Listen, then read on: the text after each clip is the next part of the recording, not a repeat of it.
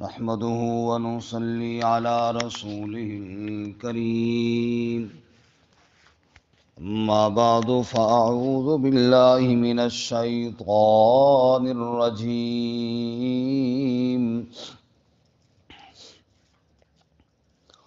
بسم الله الرحمن الرحيم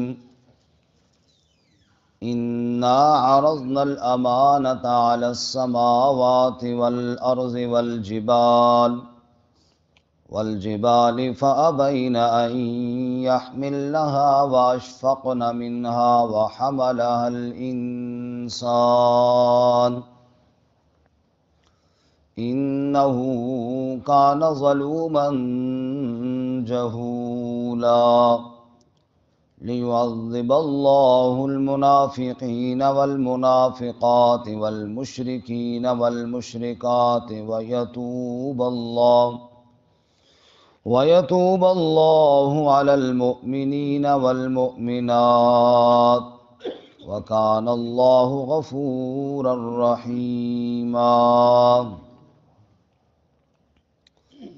إنا عرضنا الأمانة بے شک ہم نے پیش کیا امانت کو علی السماوات والارض آسمانوں اور زمین پر والجبال اور پہاڑوں پر فابین ان یحملنها پس انکار کیا انہوں نے اس کے اٹھانے سے واشفقن منها اور ڈر گئے اس سے وحملها الانسان اور اٹھایا اس کو انسان نے انہو کان ظلوما جہولا بے شک وہ ظلم کرنے والا جاہل ہے لیعذب اللہ المنافقین والمنافقات تاکہ عذاب دے اللہ تعالی منافق مردوں اور منافق عورتوں کو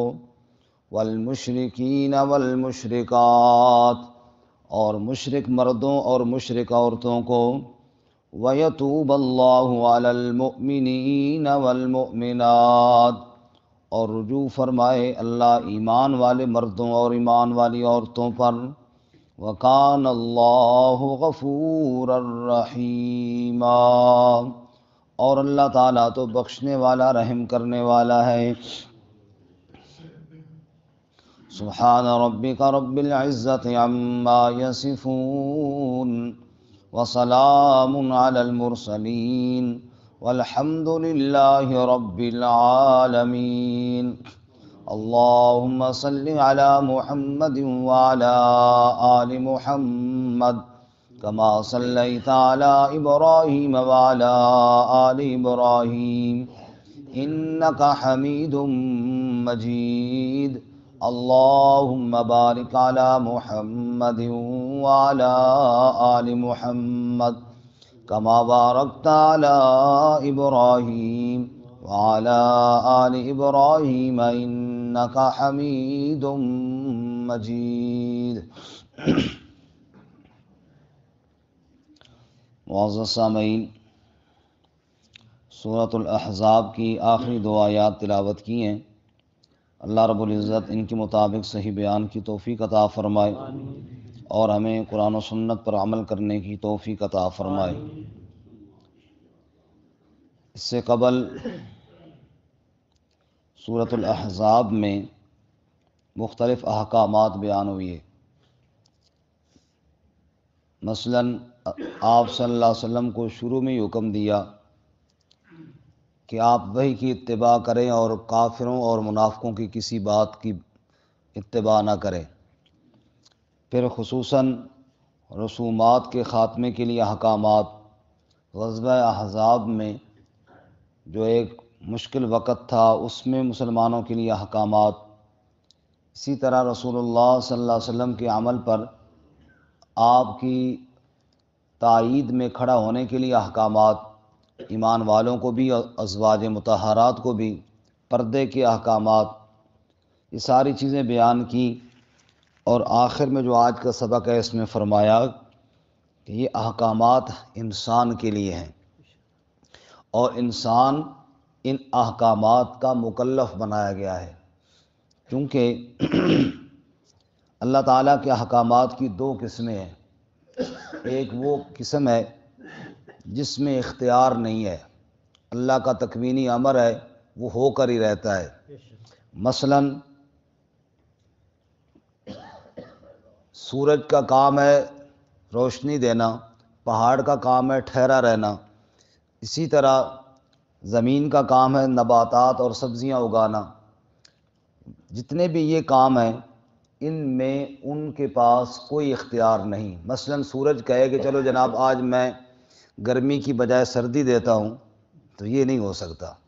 پہاڑ کہے کہ چلو میں چل کر وہاں چلا جاؤں، اور دوسرا پہاڑ کہہ رہا تو میری جگہ پر آ جائے، اس طرح نہیں ہو سکتا۔ ان کو جہاں اللہ تعالیٰ نے نصب کیا ہے، جہاں اللہ تعالیٰ نے ڈیوٹی پر لگایا ہے، ان کے پاس اس ڈیوٹی کو چینج کرنے کا نہ کرنے کا کوئی اختیار نہیں ہے۔ اور انسان کے لیے بھی بعض ایسے احکامات ہیں، مثلا اس نے کب پیدا ہونا ہے، کس خاندان میں پیدا ہونا ہے، اور کب اس نے بیمار ہو جانا ہے، اور کب اس نے فوت ہو جانا ہے۔ ان چیزوں میں تو انسان کے پاس بھی کوئی اختیار نہیں۔ کوئی بندہ یہ نہیں کہہ سکتا کہ جناب میں اس سال تو نہیں فوت ہوتا نا، میں اگلے سال فوت ہوں گا، نہیں، ایسے نہیں ہو سکتا۔ ایک سال کیا، ایک لمحہ بھی آگے پیچھے نہیں ہو سکتا۔ باقی جو شریعت کے احکامات ہیں، فرائض جن کو کہتے ہیں، جیسا کہ اس آیت کی تفسیر میں ابن عباس رضی اللہ تعالیٰ عنہ کا قول موجود ہے کہ اس سے مراد فرائض ہیں کہ جناب نماز پڑھنی ہے، زکوٰۃ دینی ہے، جہاد کرنا ہے، روزہ رکھنا ہے، حج کرنا ہے، صدقہ دینا ہے، وغیرہ وغیرہ وغیرہ۔ جتنی بھی تشریعات ہیں ان میں انسان کو اختیار ہے۔ اختیار کا مطلب یہ ہے کہ وہ کر بھی سکتا ہے اور چھوڑ بھی سکتا ہے۔ باقی اگر کرے گا تو اس کو اجر ملے گا، اجر کا وعدہ ہے، نہیں کرے گا تو اس کو سزا ملے گی۔ لیکن دنیا میں انسان کو اللہ نے اختیار دیا ہے۔ اسی کو اللہ نے یوں فرمایا، لا یکلف اللہ نفسا الا وسعها۔ یہ احکامات اللہ نے وسعت کے مطابق دیے ہیں، لیکن اس کے باوجود اختیار دیا ہے، من شاء فلیؤمن ومن شاء فلیکفر۔ جو چاہے ایمان لے آئے، جو چاہے کفر کرے۔ انا اعتدنا للکافرین نارا، ہم نے کافروں کے لیے آگ کو تیار کیا ہے، اور ایمان والوں کے لیے جنت کو تیار کیا ہے، لیکن مجبور نہیں کیا۔ کئی جگہ اللہ تعالیٰ ارشاد فرماتے ہیں کہ اگر اللہ چاہے اور انسانوں کو مجبور کر دے ہدایت پر تو اللہ کر سکتا ہے، لیکن اللہ تعالیٰ نے نہیں کیا۔ اللہ تعالیٰ نے اختیار دیا ہے، چاہے تو میری فرما برداری کرے اور چاہے تو انکار کرے۔ اسی کو اللہ تعالیٰ بیان کرتے ہیں کہ انسان تو غور تو کر، یہ جو ذمہ داری تیری لگی ہے نا کہ اللہ تعالیٰ کے احکامات کو عمل کرنا، ان کو نافذ کرنا، زندگیوں میں نافذ کرنا، معاشرے میں نافذ کرنا، یہ وہ عظیم کام ہے کہ تجھے اختیار دیا ہے اور تو اپنی مرضی سے کر رہا ہے۔ اس کام کو کرنے سے پہاڑ بھی عاجز ہیں، زمین بھی عاجز ہے، آسمان بھی عاجز ہیں، وہ یہ کام نہیں کر سکتے۔ ان کو تو جہاں کھڑا کیا انہوں نے تو وہیں رہنا ہے، تجھے میں نے اختیار دیا ہے۔ تم ظالم اور جاہل نہ بنو اور اپنے مقام کو پہچانو، اور جو اللہ تعالیٰ نے آپ کو منصب عطا فرمایا ہے اس کی لاج رکھو اور اللہ کے احکامات کو پورا کرو۔ یہ آسان مفہوم ہے اس آیت مبارکہ کا۔ اسی لیے امانت کے بارے میں حکم یہی ہے، جو فقہی مسئلہ ہے وہ یہ ہے کہ میرے پاس کسی نے امانت رکھی ہے، اب وہ چیز میرے پاس ہے لیکن ہے میری نہیں، چیز میرے پاس ہے لیکن میری نہیں ہے، کسی نے امانت رکھی ہے، اب میں نے اس کی حفاظت کرنی ہے اور اس کو اپنی مرضی کے مطابق جیسے چاہوں استعمال نہیں کر سکتا، میں نے اس کو واپس لوٹانی ہے۔ یہی مثال ہے، انسان تیرے پاس آنکھیں ہیں تو تیرے پاس، لیکن ہیں کس کی ہیں؟ اللہ کی دی ہوئی ہیں۔ اس لیے جیسے تو چاہے نا ویسے استعمال نہیں کر سکتا، جیسے تو چاہے ویسے کانوں کو استعمال نہیں کر سکتا، جیسے تو چاہے ویسے نہیں کر سکتا۔ ہاں اختیار تیرے پاس ہے، جیسے امانت میرے پاس ہے، میں چاہوں تو سنبھال کے رکھوں، چاہوں تو توڑ دوں، لیکن اگر میں اس کو ضائع کر دوں گا تو جس کی امانت ہے وہ مجھ سے پوچھے گا نہیں پوچھے گا؟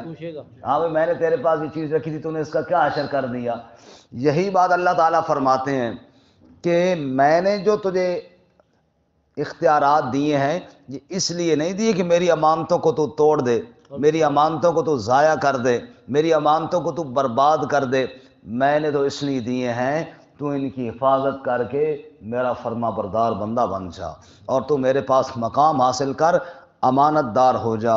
اس لیے اللہ تعالیٰ فرماتے ہیں اِنَّا عَرَضْنَا الْأَمَانَةَ عَلَى السَّمَاوَاتِ وَالْأَرْضِ وَالْجِبَالِ، بے شک ہم نے امانت کو آسمانوں اور زمین اور پہاڑ پر پیش کیا، فَأَبَيْنَ أَن يَحْمِلْنَهَا، پس انہوں نے انکار کیا، معذرت کی اس کو اٹھانے سے، یعنی پہاڑوں، آسمانوں اور زمینوں نے اس بات سے انکار کیا یا اللہ ہمارے بس میں نہیں، کہیں ہم سے غلطی نہ ہو جائے، تیرا حکم ماننے میں کوتاہی نہ ہو جائے، ایسا نہ ہو کہ پھر ہم عذاب کے حقدار ٹھہریں، نہیں یا اللہ ہمارے اندر اتنی ہمت نہیں۔ وَحَمَلَهَا وَأَشْفَقْنَ مِنْهَا، وہ اس سے ڈر گئے، وہ اس کو بڑا مشقت والا کام سمجھنے لگے کہ اختیار ہو اور بندے کے اندر خواہش بھی ہو، اور بندہ خواہش کو بھی دبائے اور اختیار کو بھی دبائے اور پھر اللہ کا حکم پورا کرے، یہ کام مشکل لگا۔ وَحَمَلَهَا الْإِنسان، اور اس کام کو اٹھا لیا انسان نے، اس امانت کو اٹھا لیا انسان نے۔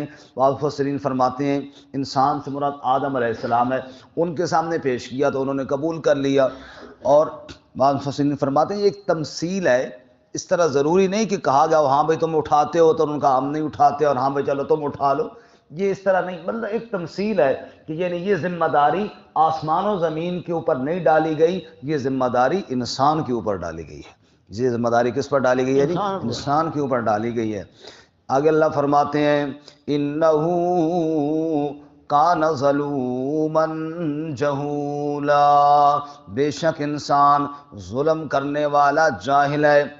اب یہاں پر یہ سوال پیدا ہوتا ہے کہ اللہ تعالیٰ فرماتے ہیں میری امانت کو آسمان و زمین میں سے صرف انسان نے اٹھایا، اور اگر اللہ فرماتے ہیں ظالم اور جاہل ہے۔ مثال کے طور پہ اعتراض یوں سمجھیے کہ میں کہوں جی یہ میری گھڑی ہے جی، کون امانت رکھے گا؟ آپ رکھیں گے؟ نہیں جی، نہیں جی، حاجی صاحب کہتے مجھے دے دو جی، میں کہوں بڑا ظالم ہے جی، وہ ظالم تو ہے، وہ تو میری بات مان رہا ہے، وہ ظالم کہاں سے آیا؟ تو اللہ فرماتے آسمان زمین نے نہیں اٹھایا، انسان نے اٹھایا، وہ ظالم اور جاہل ہے، اس کا کیا مطلب ہے؟ اس تو بڑا عظیم کام کیا، امانت کو اٹھایا۔ مفسرین فرماتے ہیں کہ قرآن مجید میں اللہ تعالیٰ کا ایک انداز ہے کہ بات چیزیں معذوف ہوتی ہیں، وہ سمجھ آ رہی ہوتی ہیں۔ جس نے امانت کو اٹھایا اور امانت کی پاسداری کی وہ تو یقیناً عظیم انسان ہے، لیکن جس نے امانت میں خیانت کی وہ کیا ہے؟ وہ ظالم اور جاہل ہے۔ اور اس کے ساتھ سورۃ التین کی آیات اگر سامنے رکھیں تو پھر بات سمجھ میں آتی ہے، والتین والزیتون وطور سینین وہذا البلد الامین لقد خلقنا الانسان فی احسن تقویم، قسمیں کھا کے اللہ نے انسان کی عظمت کو بیان کیا، اور آگے کیا فرماتے ہیں ثم رددناہ اسفل سافلین، پھر وہ اتنا نیچے چلا گیا کہ باقی مخلوقات سے بھی نیچے چلا گیا۔ معلوم ہوا انسان کا مقام بہت اونچا تھا، لیکن جس نے اس امانت میں خیانت کی، اللہ کے حکم کو توڑ دیا، وہ پھر اتنا کمزور ہو گیا کہ دوسری جگہ اللہ فرماتے ہیں اولئک کالانعام بل ہم اضل، یہ جانوروں کی طرح ہو گئے بلکہ جانوروں سے بھی بدتر ہو گئے ہیں۔ مقام بہت اونچا تھا، مقام بہت اونچا تھا، آسمان زمین پوری کائنات سے انسان کو اللہ نے افضل اور اشرف بنایا تھا، لیکن جب اس اللہ کی امانت میں خیانت کی، جبین اللہ نے دی، چکائی غیر کے سامنے، ہاتھ اللہ نے دیے پھیلائے غیر کے سامنے۔ آگے آ رہا ہے شرک کرنے والے اور منافقین کا ذکر اگلی آیت میں، اس لیے اللہ نے ساتھ فرمایا کہ شرک کیا اور اللہ تعالیٰ کی وحدانیت کے اندر غیروں کو شریک بنایا تو امانت میں خیانت ہو گئی۔ منافقت کی، ایمان پختہ نہ رکھا، خالص نہ ہوا، مخلص نہ ہوا، جس نے منافقت کی، جس نے شرک کیا، وہ ظالم بھی ہو گیا، وہ جاہل بھی ہو گیا، کیونکہ ان الشرک لظلم عظیم، شرک سے بڑا ظلم کوئی نہیں اور منافقت سے بڑی جہالت کوئی نہیں ہے۔ اس لیے آگے اللہ نے ان دونوں صفتوں کا ذکر کیا ہے، فرمایا مقام کتنا اونچا تھا لیکن کتنا گھٹیا کام اس نے کر دیا۔ اس لیے اللہ تعالیٰ فرماتے ہیں انہو کان ظلوما جہولا، یہ ظالم بھی ہے اور یہ کیا ہے جی، جاہل، اس نے اپنے مقام کو پہچانا ہی نہیں ہے۔ کسی علاقے کے لوگ ایک آدمی کو مل کر اپنا ملک کا بادشاہ بنائیں، یہ ہمارا کیا ہے جی، بادشاہ ہے، اور بادشاہ کو تاج پہنائیں اور اس کو سارا مقام دیں، اگلے دن دیکھو تو بادشاہ نے جناب محلے کے اندر نائی کی دکان کھول لی ہو جناب کہ میں حجامتیں کروں گا، تو اس نے اپنا مقام نہیں پہچانا نا، تو ہر بندہ کیا کہے گا، کتنا بے وقوف ہے، مقام اس کو کیا دیا اور یہ کر کیا رہا ہے۔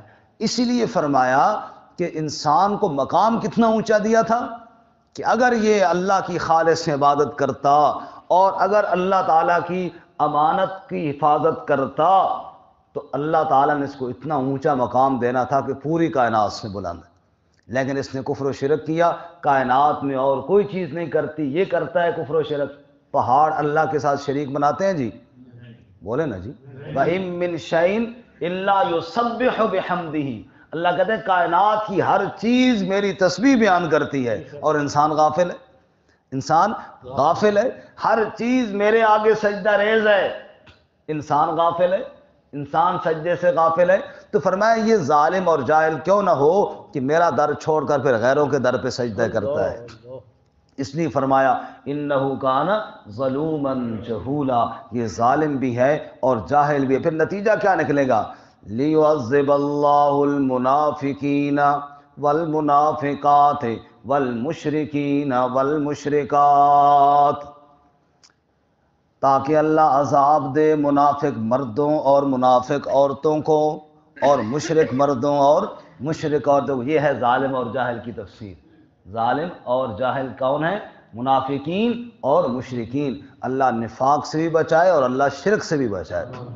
یہ دونوں ایسی بیماریاں ہیں کہ انسان کے پلے ککھ نہیں چھوڑتی، انسان کو برباد کر کے رکھ دیتی ہیں۔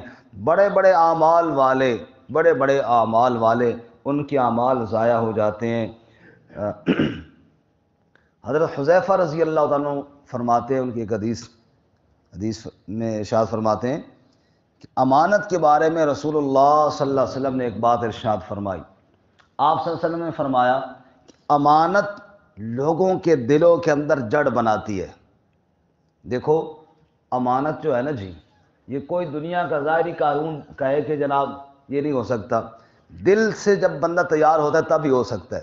مثال کے طور پر بندہ کسی دفتر میں ملازم ہے تو دفتر کی چیزیں ٹھیک ہے، وہ قانون تو ہے کہ نہیں اٹھانی، ساری باتیں ہیں، ٹائم کا خیال کرنا وغیرہ وغیرہ، لیکن جب تک بندہ دل سے تیار نہیں ہوگا نا تب تک امانت ادا نہیں ہوگی۔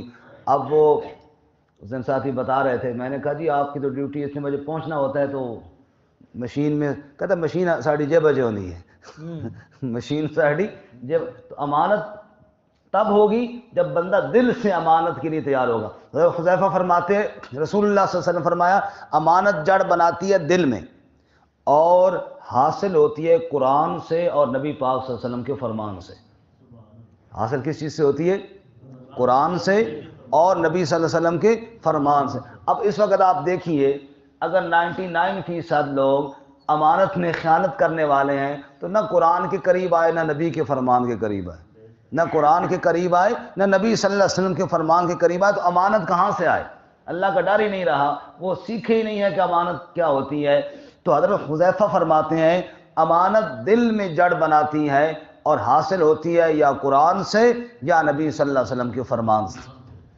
حضرت حذیفہ کہتے ہیں یہ بات تو جیسے حضور نے فرمائی ہم نے دیکھ لی، یہ بات جیسے آپ نے بتائی ہم نے دیکھ لی۔ ایک اور بات حضور نے فرمائی اس کا ہم انتظار کر رہے ہیں۔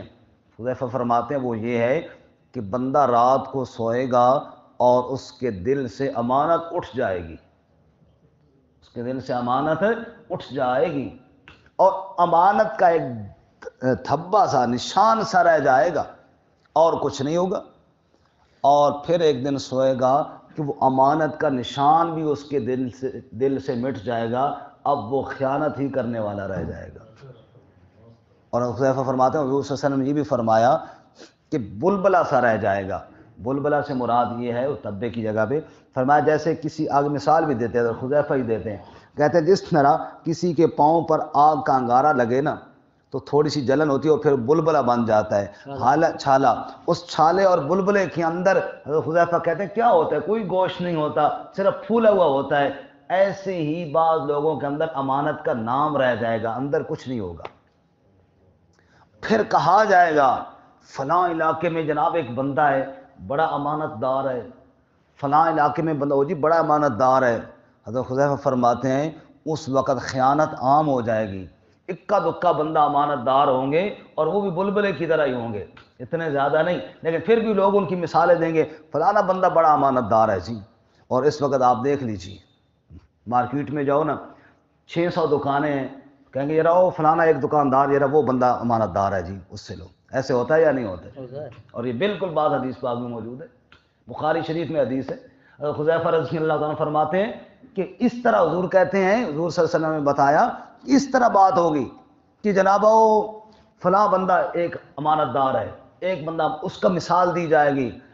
فرماتے ہیں پھر ایک وقت آئے گا کہ وہ مثال دینے کے لیے ایک بندہ بھی نہیں رہے گا، ایک بندہ بھی نہیں رہے گا کہ کوئی کہے کہ جناب اس بازار کے اندر جو 700 دکاندار ہیں ان میں فلانا ایک بندہ تو دیانت والا ہے، امانت والا ہے۔ فرماتے ہیں وہ ایک کی مثال بھی ختم ہو جائے گی، بس اس کے بعد پھر قیامت ہے، اس کے بعد پھر کیا ہے؟ قیامت ہے۔ اللہ تعالیٰ امانت دار ہونے کی توفیق عطا فرمائے۔ لِيُعَذِّبَ اللَّهُ الْمُنَافِقِينَ والمنافقات والمشركين والمشركات ويتوب الله على المؤمنين والمؤمنات، اور اللہ توبہ کرے یعنی رجوع فرمائے۔ توبہ کا معنی ہوتا ہے رجوع کرنا، بندے کی توبہ یہ ہے بندہ گناہ سے پھر کر رجوع کر کے نیکی کی طرف آ جائے، اور یتوب اللہ، اللہ کی توبہ کیا ہے؟ اللہ ناراضگی سے رجوع فرمائے اور راضی ہو جائے۔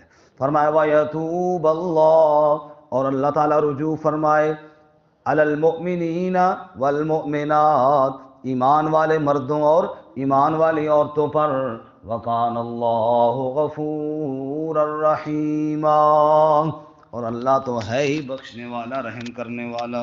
وآخر دعوانا الحمدللہ۔